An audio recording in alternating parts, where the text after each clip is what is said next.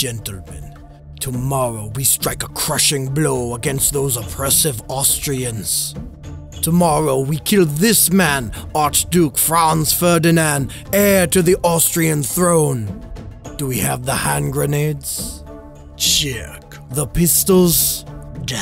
The cyanide pills in case of capture? Yeah, Nezhelko? Okay, we have them, but they're expired. So what though, right? I mean, they're cyanide pills. If they go bad, they're supposed to kill you anyway. Whatever. Here are your positions. Mohammed, Vaso, Nezhelko, Zvetko, Trifon, and Gavrilio. Tomorrow, you six bring the creation of a Yugoslavia one step closer to reality. Tomorrow, you become Serbian heroes.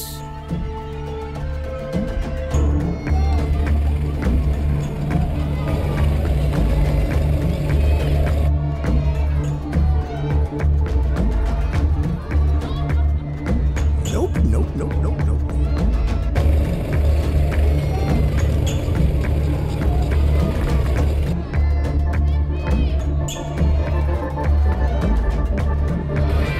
Ooh, driver, turn this up. I love this song.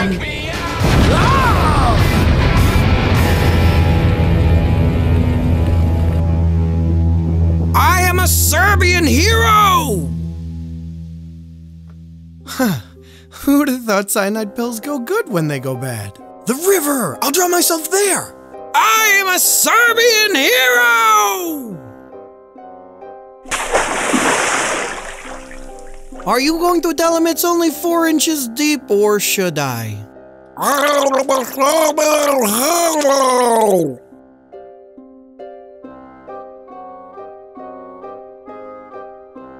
The plot to assassinate Austrian Archduke Franz Ferdinand was a bigger mess than the DCEU. The first couple of assassins chickened out, and yes, Nezhelko Kaprovnik actually bounced his grenade off Ferdinand's car, took expired and ineffective cyanide pills, and tried to drown himself in a puddle. And the 20th century would have gone on a completely different course had Bad Luck Franz not decided to go to the hospital to visit those injured in the failed attempt, or if his driver didn't get lost. Where are we? What are you using for navigation? Apple Maps. Oh, we're going to die. Or if one of the dejected would-be assassins, Gavrilio Princip, hadn't allegedly stopped to eat a sandwich only to have his target served on a silver platter.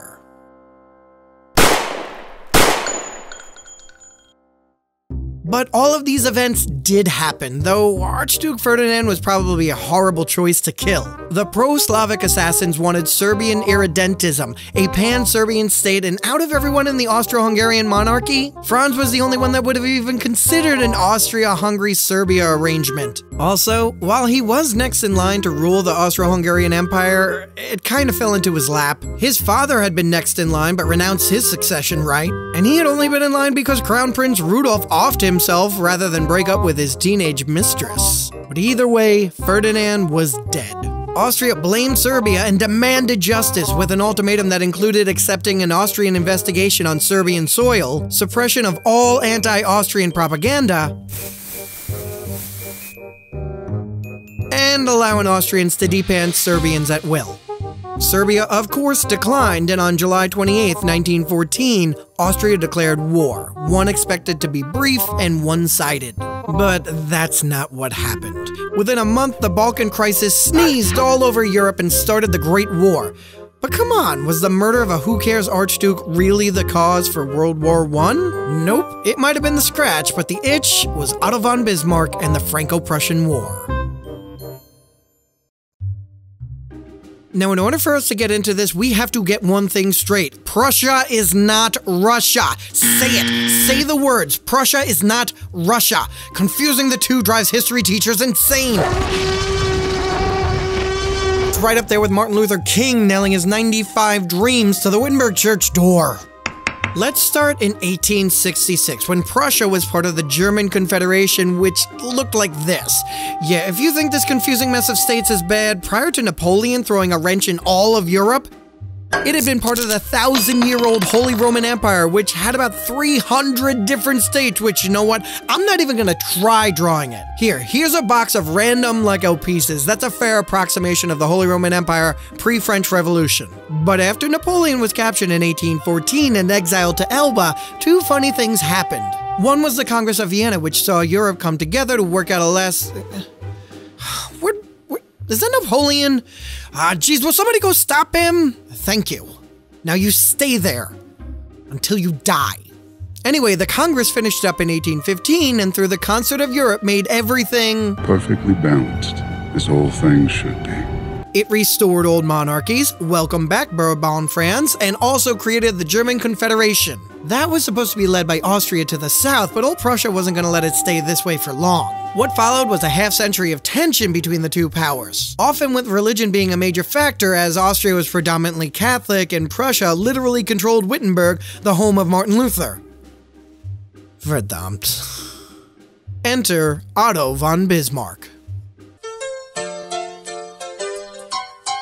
Bismarck belonged to a prominent Prussian Junker family, Junkers being the aristocracy of Prussia. After serving as ambassador to Russia, Wait, this is not Prussia. In 1862, Bismarck was appointed as minister-president of Prussia. Das ist gut. And by this time, Bismarck was all about German unification, which wasn't a new concept. That was the main aim of Prussia 15 years earlier when Europe was going through the revolutions of 1848, depicted here.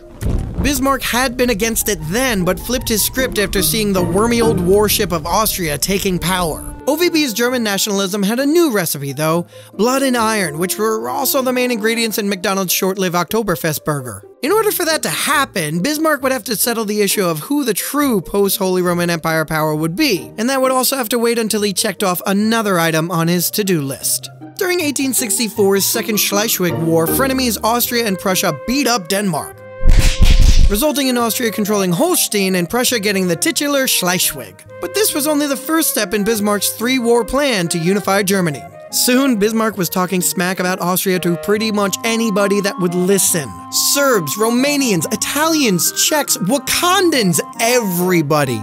He even met with French Emperor Napoleon. Nope, not that one. He's still dead. Bismarck got Napoleon III to agree that on the off but definitely happening chance that Prussia and Austria go to war, France would remain neutral, and Napoleon Bonaparte's grandson would just be like, "C'est la vie, c'est bon, je suis un ananas." Sorry, that's the only middle school French I remember. Outraged, Austria convened the Pan-German Diet, and Bismarck, he was ready. Gentlemen, it is clear that— This is outrageous! What? We haven't said anything. Not yet, Dummkopf. It is clear that we need a resolution concerning Prussians. This is outrageous! We must go into Holstein and free it from Austrian tyranny! What? Well, if you do that, we'll have to fight you back. See? Austria's calling for war! Oh, wait, what just happened? The Austro-Prussian War just happened. The Prussians were quick to wage war. Lightning quick to war. A veritable blitzkrieg best displayed here. We good now? Yeah. The 7 Weeks' War established Prussian dominance over Austria. Bismarck, knowing that Austria would work better as an ally than a bloody pope, arranged for an amiable peace. But there was still the southern German states that weren't really feeling Bismarck's German unification. He would need to entice them, seduce them, make them irresistibly drawn to Prussia. It was time to unite them under the banner of nationalism, and luckily you had the incredibly complex nature of European royalty that presented the right opportunity. Spain, yes, Spain is now a part of this, and yes, I do remember that this is a video about the cause of the First World War, but Spain had dethroned its queen in 1868 and was looking for a new monarch. One name thrown around was Leopold, Prince of Hohenzollern, but the possibility of a German prince sitting on the Spanish throne had Napoleon III like...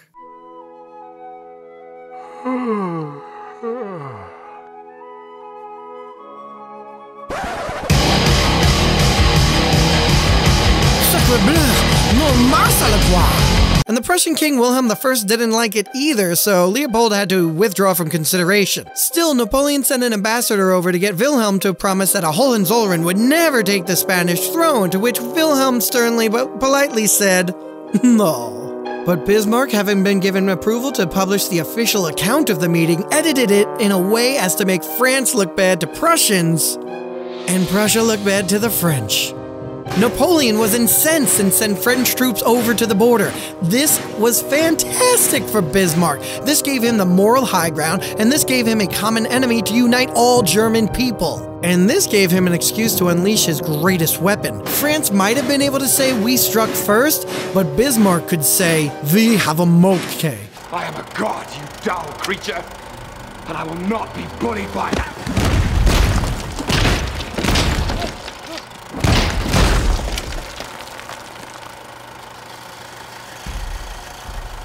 French.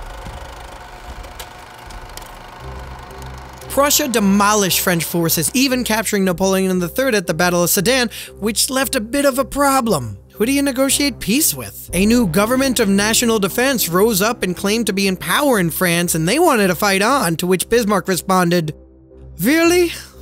So Prussia pushed all the way into Paris, surrounding the city. The death grip on Paris was so tight that in order to contact the outside world, the French used hot air balloons like they were the great and powerful Oz. Eventually, the government for national defense cracked and agreed to an armistice. Among the terms, France would have to pay, adjusted for inflation, almost $500 billion in war reparations. I mean indemnity, and ceded the German-speaking Alsace-Lorraine to Prussia, or should I say now, Germany. Because Bismarck did it. On January 18th, 1871, Wilhelm was proclaimed Kaiser, in the Palace of Versailles no less, of the now unified German Empire, a Second Reich. Yeah, Reich means empire. The First Reich being the Holy Roman Empire, the second being this one, and the third being, well, you know. Yup. Calling an empire a Reich is just another thing Hitler would ruin for everyone, along with the millennial-old good luck swastika symbol and Charlie Chaplin's mustache. But this is why the Franco-Prussian War was the real cause of World War I. Making a unified German empire was like putting a tomato in a fruit salad. Sure, it's a fruit like all the rest, but wow, does it change the whole dish.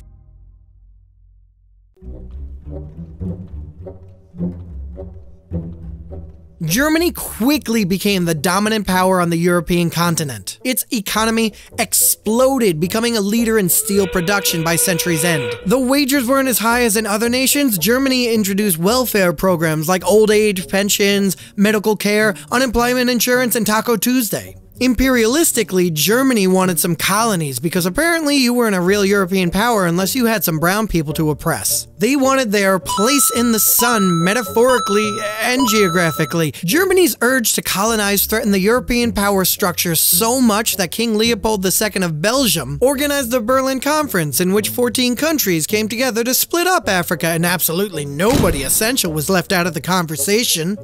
To expand and protect those colonies, Germany became a naval power, quickly going from this to this. And the idea that the German Navy was almost half the size of the British Navy made England's brain slide right out of its butt, and it doubled its military spending. And boots on the ground, the sheer amount of soldiers for what was supposed to be peacetime was insane, with Germany and France going tit for tat, and dang, Russia, how many soldiers you need? But everybody thought that they'd eventually be needed because a unified Germany totally led to a hair-trigger alliance system. Germany, of course, joined with Austria-Hungary as well as France's old enemy, Russia. But after Austrian shenanigans in the Slav-heavy Balkans, Russia told Germany, "It's her or me." And Germany was like, "Fraulein, I don't even play them games." Germany and Austria would become the Triple Alliance when they let Italy join because, well, somebody's gotta have Italy on their team. Russia and France would start hooking up. Germany, you better have a plan for that. And the naval pee-pee contest was enough to have Britain forget that they were France's enemy for like a billion years, and they joined the French and later the Ruskies in the Triple Entente, though they were hardly all in on this one. More like the save me a seat and I'll try to swing by kind of committed. So when Franz was killed, Austria set its sight on Serbia, which made Russia set its sight on Austria, which made Germany set its sight on Russia and France while we were at it, and France had been hungry for a rematch for like 50 years. Even neutral Belgium was dragged in as Germany was like, "Entschuldigung, but I need to cut through," which made White Knight Britain say, "M'lady," and declare war on Germany. World War I had begun. Listen, I'm not saying Germany started this war, and I'm not saying a First World War doesn't happen if Germany doesn't exist. But this First World War was decades in the making, almost destined by the creation of a unified Germany, and that only happens with Otto von Bismarck and the Franco-Prussian War. Welcome back, class. It's Mr. Betts, and oh my god, I can't believe I've actually finished that. I was working on that video for like 3 months. So let me know what you think. Otto von Bismarck and the Franco-Prussian War. Is there a more pivotal event in the path to World War I? Let me know down in the comments. Let me know what was your favorite joke. I got any Télé-Français people out there? Gotta give a shout out to Mr. Beat for providing the voice for Austria, and I have to thank my Patreon patrons.